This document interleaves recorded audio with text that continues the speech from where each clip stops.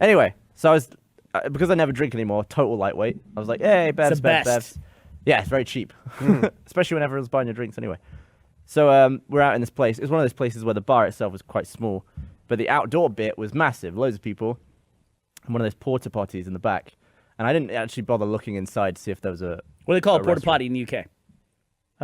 Plastibog. Plastibog? No, I wish I would. Have you know one of those friends? So I spotted it, and I was like, yeah, I'll go and take a nice leak. The door didn't lock, but there was a line. Cheeky leaky. There was a line for the bog. And it didn't lock, so everyone sort of knew that it didn't lock because the person in front knew that it didn't lock. So there wasn't any. And you also watched the person go in. Yeah, you knew not to go in because you just watched them go in. So it's like a magic trick. Yeah, so I was in line. There were like 3 or 4 people ahead of me. Slowly got to the front. Went in, whipped out my John Thomas, started going. Totally normal behavior. Normal behavior. I was like, I'm not worried about the door. People just watch me walk in. I've been peeing for about 2 seconds. Someone just barges in, flings the door open, stands next to me. I'm like, how do you stand next to someone in a porta potty? Very, very uncomfortably close. So I'm there sort of like, what are you doing, dude? I'm peeing here. And he was like, I gotta do this in here. There's too many people around. I just gotta do this in here. Whips out this little thing of cocaine, right? And then pulls like a little metal strip, does a line of coke. Off your dick? Nope. Oh. But within, drip distance of little coke nugs could have landed on my penis. And I'm like, oh my God, I don't even know where to start. Like, just livid at this guy. It's like, am I going to get arrested if a cop comes in and sees you doing coke with my penis out? Unquestionably, they wouldn't assume like the guy just walked in and you don't know him. It was just like you'd be deported. It was like this totally normal thing. Just I'm going to do a line of coke next to a complete stranger. And I'm like, oh my God. Explain this. How did he do it? He did it like this. With what?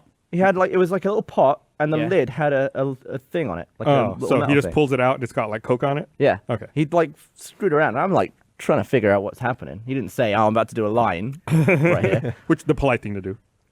So he's doing that, and I'm like just speechless. I wrap up my piss. It's quite long. So real quick, how's your stream? Is it staying pretty steady during all this, or does it like? It's pretty steady. I don't know how you accidentally turn and piss all over him. Well, he would have got out of there.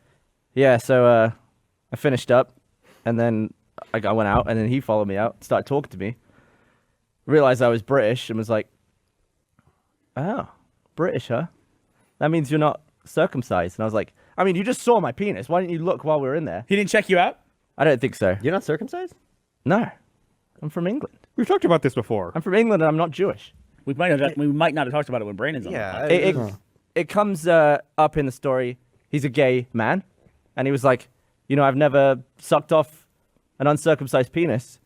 You want to head back in there and I'll blow you? And I was like, this has gone from 0 to 100 so fast. That's what coke does, man. And let me ask this question: if you say yes, so I don't want to take away from your story. Let's assume Gavin says yes to this, and he wants to get blown by the guy in the porta potty, the plastibog. Do they have to wait in the line again, or can they go to the front and say, "You guys just saw us. We were just in there." And now we both need to go back in. I left my phone in there. There was something we like. We'll both go and get it.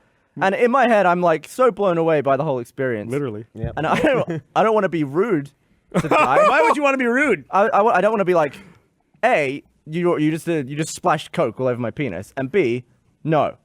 So the way I phrased it was so weird. I was like, I'm not into that at this point in my life, but maybe one day. I'd be into that, like trying to make excuses. Did you really? As to why I didn't want him. You were so British. At one moment, you're so British. You don't want to be offensive, like, no, right? I'm not gay. Right. But instead, I was like, I'm not quite ready. But if you see me around in like 10 years, ask me again. Did you really tell him that? You took a rain check on a porta potty blow. In 10 years' time, let's meet back at this porta potty. Look, I don't know how I'm going to be If you feeling. still haven't blown anyone, and I still haven't gotten blown, we'll make a pact that in 10 years we can blow each other.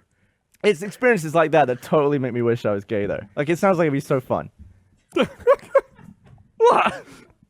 Porta potty is like way down the list of places where you want to have that's a sexual exclusively experience. like a gay person thing. Some chick could have gone in there, done coke, and said, "I've never blown a dude who's uncircumcised." Man, I guess. I mean, the chances are way slimmer.